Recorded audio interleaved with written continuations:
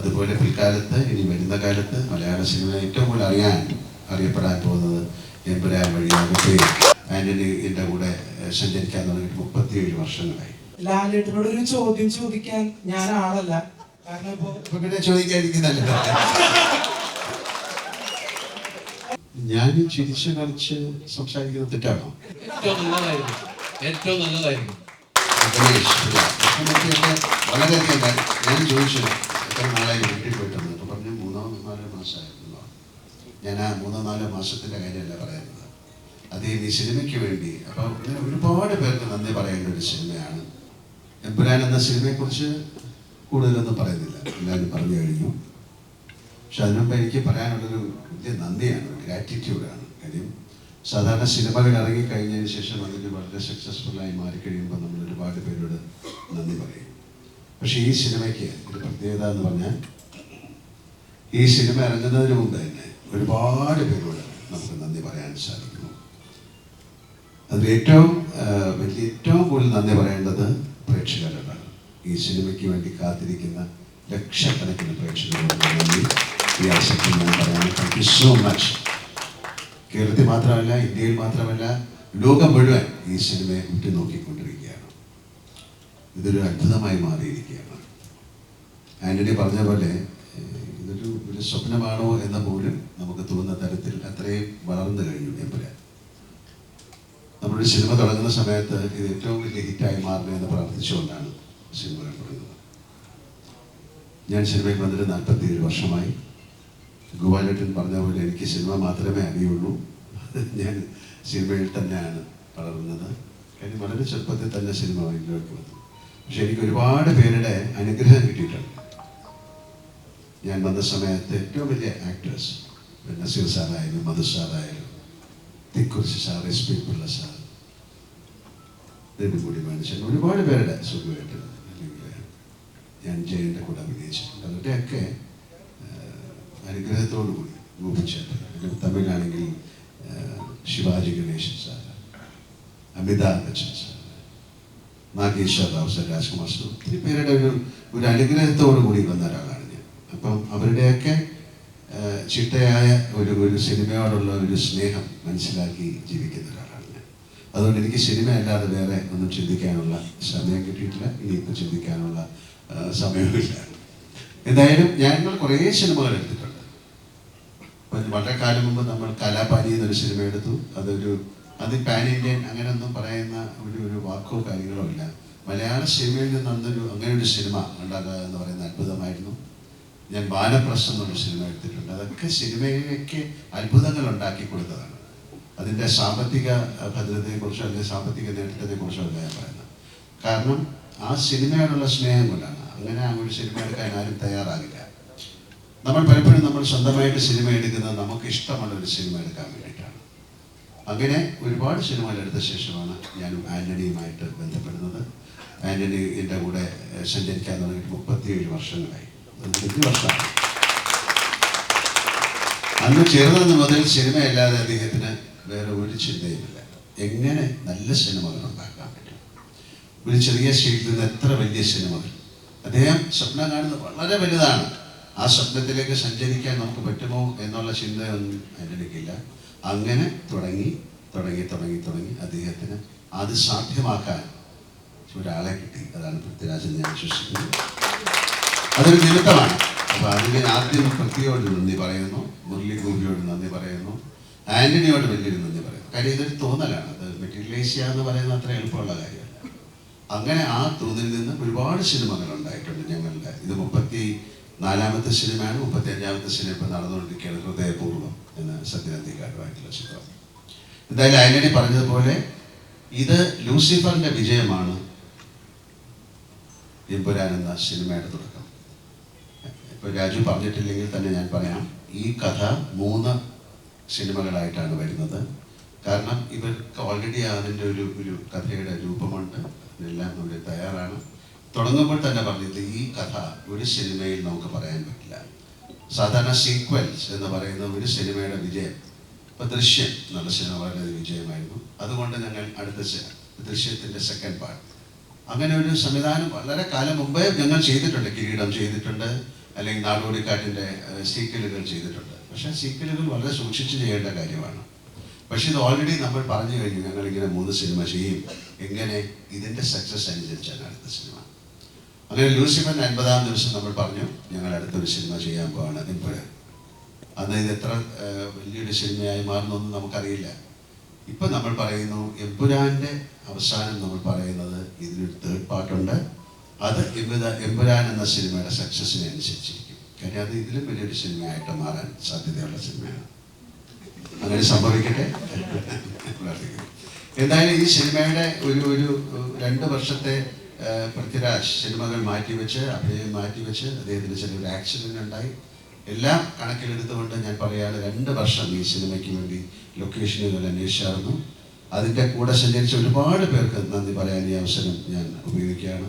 അദ്ദേഹത്തിൻ്റെ കൂടെ സഞ്ചരിച്ച് ഈ ലൊക്കേഷൻ കണ്ടുപിടിക്കാനായിട്ട് നടന്ന അദ്ദേഹത്തിൻ്റെ കൂടെ വർക്ക് ചെയ്യുന്ന ആൾക്കാർ, അദ്ദേഹത്തിൻ്റെ എൻ്റെ ഈ എന്താ ആൻ്റണിക്ക് വേണ്ടി ചെയ്തിരിക്കുന്ന അല്ലെങ്കിൽ ആൻ്റണിക്ക് വേണ്ടി സപ്പോർട്ട് ചെയ്ത സുരേഷ് ബാലാജി, ജോർജി എന്ന് പറയുന്ന അവരെയൊക്കെ ഞാൻ ഈ സമയം ഓർക്കുകയാണ്. കാര്യം വളരെ ഇന്ത്യയിൽ മുഴുവൻ പല സ്റ്റേറ്റുകളിലും ഇത് വിദേശ രാജ്യങ്ങൾ USA, UK, ദുബായ് ഒരുപാട് സ്ഥലങ്ങളിൽ പോയി ഷൂട്ട് ചെയ്ത സിനിമയാണ്.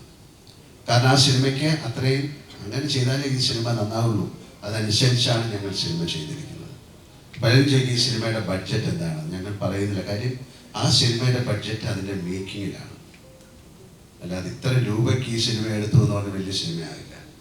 ഇപ്പോൾ 1000 കോടി മുടക്കിയിട്ടൊരു സിനിമ എടുത്തിട്ട് അത് സക്സസ്ഫുൾ ആയില്ലെങ്കിൽ അതുകൊണ്ട് ബഡ്ജറ്റ് എന്ന് പറയുന്നതല്ല, ഞങ്ങൾ എങ്ങനെ ചെലവഴിച്ചു എന്നുള്ളതാണ്. അപ്പോൾ ഈ സിനിമ കണ്ടിട്ട് നിങ്ങൾക്ക് തീരുമാനിക്കാം ഈ സിനിമയുടെ ബഡ്ജറ്റ് എന്തായിരിക്കുന്നത്. കാര്യം വട്ടവർ നമ്മൾ ആ സ്പെൻഡ് ചെയ്തതെല്ലാം ആ സിനിമയിൽ നിങ്ങൾക്ക് കാണാൻ സാധിക്കും. അത്തരം കാര്യങ്ങൾ ആ സിനിമയ്ക്ക് ആവശ്യമുണ്ടായിരുന്നു. ഞങ്ങൾ മുന്നോട്ട് പോകുന്ന സമയത്ത് ഞങ്ങൾക്ക് ചില തടസ്സങ്ങളുണ്ടായി. അതൊരു പ്രത്യേക സമയത്താണ് ആ തടസ്സങ്ങളുണ്ടായത്. ഗോപാലേട്ടൻ എനിക്ക് ഏതാണ്ട് 45 വർഷമായിട്ട് അറിയാം അദ്ദേഹത്തെ. ഞാൻ മദ്രാസിൽ അന്നും എന്നെ കാണുമ്പോഴുള്ള അതേ ആ സ്നേഹം തന്നെയാണ് ഈ 45 വർഷം കഴിഞ്ഞിട്ട് അദ്ദേഹം ഇപ്പം കാണുമ്പോഴും അതേ ചിരിയും അതേ. പിന്നെ ഇതിനൊരു മനസ്സ് വേണം ഈ സിനിമയെ സഹായിക്കാൻ. ഒരു ഗോപാലേട്ടൻ നമ്മൾ വിളിച്ച് ഗോപാലേട്ടൻ ഇങ്ങനെ ഒരു പ്രോബ്ലം ഉണ്ടെന്ന് പറയുന്ന സമയത്ത് അയ്യോ പണി അത് ഞാൻ കുറച്ച് കഷ്ടമാണ് പിന്നെ ചിന്തിക്കാം, അങ്ങനെയല്ല അദ്ദേഹം പറഞ്ഞത്. അദ്ദേഹം ഒരു നല്ല സിനിമ നിന്ന് പോകരുത് എന്ന് പറഞ്ഞിട്ടാണ്. ഇതിനുമ്പോൾ അദ്ദേഹം എത്രയോ പ്രാവശ്യം നമുക്കൊരു സിനിമ ചെയ്യണമെന്ന് പറഞ്ഞ് തന്നിരുന്നു. അത് സാധിച്ചില്ല, പല കാരണങ്ങളുകൊണ്ടാണ്. പിന്നെ സിനിമ എന്ന് പറയുന്ന ഒരു നിമിത്തമായിട്ട് ഞാൻ വിശ്വസിക്കുന്നു. ഇങ്ങനെ ഒരു സിനിമ ചെയ്യാൻ വേണ്ടിയിട്ടാണ് ഗോപാലേട്ടൻ ഞങ്ങൾ കാത്തിരുന്നത്. നമുക്ക് എടുത്തു പറയേണ്ട വേറെ നന്ദി പറയേണ്ട മിസ്റ്റർ കൃഷ്ണമൂർത്തിയോടാണ്. തീർച്ചയായിട്ടും കൃഷ്ണമൂർത്തിയൊക്കെ വളരെയധികം ഞാൻ ചോദിച്ചു എത്ര നാളായി വീട്ടിൽ പോയിട്ടുണ്ട്. അപ്പോൾ പറഞ്ഞു 3-4 മാസമായിരുന്നു. ഞാൻ ആ 3-4 മാസത്തിൻ്റെ കാര്യമല്ല പറയുന്നത്. അദ്ദേഹം ഈ സിനിമയ്ക്ക് വേണ്ടി അപ്പോൾ ഇങ്ങനെ ഒരുപാട് പേർക്ക് നന്ദി പറയേണ്ട ഒരു സിനിമയാണ്. തീർച്ചയായിട്ടും നിങ്ങളോടും മീഡിയയോടും ഒക്കെ ഞങ്ങൾക്ക് വളരെയധികം നന്ദിയുണ്ട്. കാര്യം ഒരു സിനിമ ഇത്രയും ആഘോഷിക്കപ്പെടുന്നത് അപൂർവമായിട്ടാണ്. ഇനി ഇങ്ങനൊരു സിനിമ ഉണ്ടാകുമോ എന്ന് എനിക്കറിയില്ല. ഇത് ഇന്ത്യയിൽ മാത്രമല്ല, എല്ലാവർക്കും ഇതൊരു എന്താണെന്ന് മനസ്സിലാകാത്ത തരത്തിൽ. ഇന്ന് ഞാൻ ബാംഗ്ലൂരിൽ നിന്നാണ് വരുന്നത്. 1350 സ്ക്രീനുകളിലാണ് ഈ സിനിമ അവിടെ കളിക്കുന്നത്. അത് നമുക്ക് വിശ്വസിക്കാൻ പറ്റും. അപ്പോൾ നിങ്ങൾ വരുമ്പോൾ മിഡിൽ ഈസ്റ്റ് UAE-യിലത് 1000 ഒന്നുമല്ല, എത്രയാണ് ആന്റണി? 1000 നമ്പർ പറയാൻ നമുക്ക് പറ്റത്തില്ല അത്രയും. അതുപോലെ ജർമ്മനിയിൽ എന്തായാലും ഇങ്ങനൊരു വലിയ സിനിമ ഇതൊരു നിമിത്തമാണ്. ഇത് സംഭവിക്കേണ്ടതായിരിക്കും. അല്ലെങ്കിൽ ഈ നാളെ കഴിഞ്ഞിട്ട് ഈ സിനിമയുടെ കാര്യം എനിക്ക് പറയാൻ പറ്റുള്ളൂ. We created something big and we are presenting it you. ഞങ്ങളൊരു കാര്യം ഉണ്ടാക്കി, അത് ഞങ്ങൾ നിങ്ങൾക്ക് തരുന്നു. ഇതൊരു എൻ്റർടൈനർ ആണ്. ഒരു എൻ്റർടൈൻമെൻറ്റ് ഉണ്ടാക്കുക എന്ന് പറയുന്നതാണ് ഏറ്റവും വലിയ പ്രയാസം. നമ്മൾ ഈ സിനിമ കണ്ടിട്ട് നിങ്ങൾക്ക് അതിൽ കലാമൂല്യം എന്താണ് എന്ന് ചോദിച്ചു കഴിഞ്ഞാൽ ആ സിനിമയുടെ മേക്കിംഗ് ആണ് അതിൻ്റെ കലാമൂല്യം. നിങ്ങൾക്ക് ആ സിനിമ കണ്ടുകൊണ്ടിരിക്കുന്നതാണ് എൻ്റെ കലാമൂല്യം. അത്തരത്തിൽ വളരെയധികം എന്താണ് വിയർപ്പും രക്തവും ഒക്കെ ഒഴുക്കി ഉണ്ടാക്കിയൊരു സിനിമയാണ്. ആ സിനിമ നന്നാകട്ടെ എന്ന് ഞാൻ പ്രാർത്ഥിക്കുന്നു. കാര്യം അതിൻ്റെ പുറകിൽ ഒരുപാട് പേരുടെ പ്രാർത്ഥനയുണ്ട്. രാജു പറഞ്ഞ പോലെ ആ സിനിമയ്ക്ക് വേണ്ടി ഒരു ഗ്ലാസ് വെള്ളം ഞങ്ങൾക്ക് കൊണ്ടു തരുന്ന ഒരു പയ്യൻ പോലെ എന്നെ കാണുമ്പോൾ ചോദിക്കും, സാറേ സിനിമ എന്തായി? കാര്യം ദാറ്റ് കൈൻഡ് ഓഫ് കമ്മിറ്റ്മെൻറ്റ് അതൊരു വലിയ അത്യപൂർവമായിട്ട് കിട്ടുന്ന കാര്യമാണ്. പിന്നെ പെട്ടെന്നൊരു കാര്യം കൂടെ പറയുന്നത് ഒരു എന്താണ് ഒരു വലിയ പ്ലാറ്റ്ഫോമാണ്. ഇങ്ങനെയും സിനിമ നമുക്ക് ചെയ്യാൻ സാധിക്കും. മലയാളത്തിൽ നിന്ന് എല്ലാവരും ചോദിക്കും മലയാളത്തിൽ നിന്ന് ഇങ്ങനെ ഒരു സിനിമ. ഞാൻ പറഞ്ഞൊരു ബാഹുബലി ആ ബാഹുബലി കൊണ്ടാണ് ഒരു ലോകം മുഴുവൻ തെലുങ്ക് സിനിമയെ വളരെയധികം സ്വീകാര്യത നേടിയത്. ഒരു KGF അല്ലെങ്കിൽ അങ്ങനെ ഒരു സിനിമ കൊണ്ടാണ് കന്നഡ. അതുപോലെ പിൽക്കാലത്ത് ഇനി വരുന്ന കാലത്ത് മലയാള സിനിമ ഏറ്റവും കൂടുതൽ അറിയപ്പെടാൻ പോകുന്നത് എമ്പുരാൻ വഴിയാകട്ടെ. ഞാൻ പ്രാർത്ഥിക്കുന്നു. ഒരിക്കൽ കൂടി എഴുതിയിരിക്കുന്ന എല്ലാവർക്കും നന്ദി പറയുന്നു. എൻ്റെ കൂടെ അഭിനയിച്ചവർക്ക്, ഈ സിനിമയിൽ പങ്കെടുത്തവർക്ക്, പ്രേക്ഷകർക്ക്, വിളിക്കുന്ന എല്ലാവർക്കും എൻ്റെ ഹൃദയത്തിൻ്റെ ഭാഷയിൽ നന്ദി പറയുന്നു. എമ്പുരാൻ നല്ലൊരു വിജയമായി മാറട്ടെ. നാളെ രാവിലെ ഞാനും സിനിമ കാണാൻ പോവുകയാണ്. ഈ സിനിമ കാണാനുള്ള അത്യധിക ആവേശത്തോടെയാണ് ഞാൻ പോകുന്നത്. നന്നായിരിക്കുമെന്ന് പ്രതീക്ഷിക്കുന്നു. Thank you.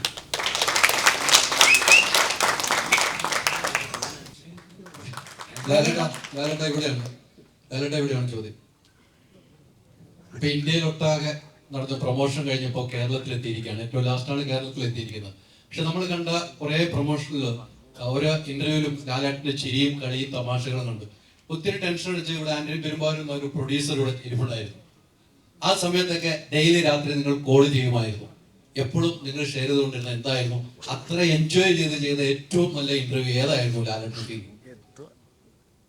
ഞാൻ ചിരിച്ച് കളിച്ച് സംസാരിക്കുന്നത് തെറ്റാണോ? ഏറ്റവും നല്ലതായിരുന്നു. അല്ല, അങ്ങനെയല്ല. നമുക്ക് ഈ അതൊരു ഏറ്റവും ഹാപ്പിനെസ് എന്ന് പറയും. എല്ലാ സങ്കടത്തിൻ്റെയും മുകളിൽ നിൽക്കുന്ന സന്തോഷമെന്നാണ്. അപ്പോൾ അതായത് നമ്മളും കൂടെ ഓൾറെഡി ആന്റണി സ്കാനിങ്ങിലൂടെ ഒരുപാട് സങ്കടങ്ങളിലൂടെ പൊയ്ക്കൊണ്ടിരിക്കുന്ന സമയത്ത് ഞാനും കൂടെ സങ്കടപ്പെടുന്നത് ഒരാൾ സന്തോഷത്തിലിരിക്കാൻ അങ്ങനല്ല. നമ്മളെ ഒരു ചോദ്യങ്ങൾ അങ്ങനെയായിരുന്നു. അതില് ഒരു വ്യത്യസ്തമായ കാര്യങ്ങളായിരുന്നു. പിന്നെ നമുക്കൊരു 10-12 ഇന്റർവ്യൂ കഴിയുമ്പോഴത്തേക്ക് ഒരു ഡിസോറിയന്റഡ് ആവും. നമ്മൾ എന്താ പറയുന്നതെന്ന് അറിയാൻ പറ്റില്ല. ചില തമാശകൾ പറഞ്ഞു വന്നേ ഉള്ളൂ. കാര്യം പിന്നെ സന്തോഷിക്കാതിരിക്കാനുള്ള കാരണങ്ങളൊന്നുമില്ലായിരുന്നു സിനിമയെ സംബന്ധിച്ച്.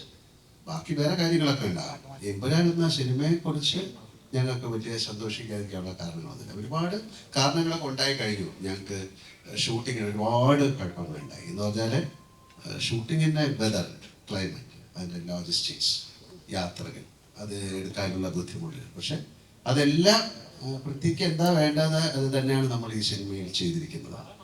ഇപ്പോൾ എന്താ പറയേണ്ട, ഒരു ഞങ്ങളുടെ യൂണിറ്റ് 300, 400, 500 പേരൊക്കെ ഉള്ള യൂണിറ്റ് ഉണ്ടായിരുന്നു. അവരെ ലഡാക്കിലേക്ക് കൊണ്ടുപോവുക, അങ്ങനെയൊക്കെ ഒരുപാട് കാര്യങ്ങളുണ്ട്. അതൊന്നും ഇപ്പോൾ പെട്ടെന്ന് പറയേണ്ട കാര്യമില്ല.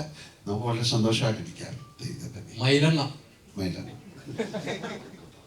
ഫ്രാൻസിൽ ഷൂട്ട് ചെയ്യണം, റഷ്യയിൽ ഷൂട്ട് ചെയ്യണം എന്ന് പറയാൻ നേരത്ത് ക്രെഡിറ്റ് കാർഡും കൊടുത്ത് പ്രത്യേകം ഇല്ലെങ്കിൽ 24 hours തന്നെ വിസ എടുത്ത് പ്രത്യേകം അങ്ങോട്ട് പറഞ്ഞു വിടാനും പിന്നീട് ക്രെഡിറ്റ് കാർഡ് കൊടുക്കാനും ഒക്കെ അത്രയും ഒരു കോൺഫിഡൻസ് ഉണ്ടല്ലോ, പ്രത്യേകം ഉള്ളൊരു കോൺഫിഡൻസ് ഉണ്ടല്ലോ.